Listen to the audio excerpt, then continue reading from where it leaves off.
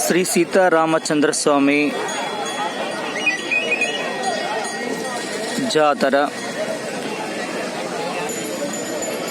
హుజూర్ నగర్కి 3 కిలోమీటర్లో తూర్పు భాగంలో ఉన్నటువంటి శ్రీ సీతారాముల వారి యొక్క కళ్యాణాన్ని తిలకించడానికి వేలాది మంది భక్తులు స్వామి దర్శనానికి వస్తూ ఉన్నారు. ప్రతి సంవత్సరము ఫిబ్రవరి 12, 13 తారీఖులలో అంగరంగ వైభవంగా సీతారాముల వారి యొక్క కళ్యాణము ఇక్కడ జరుగుతూ ఉంటుంది.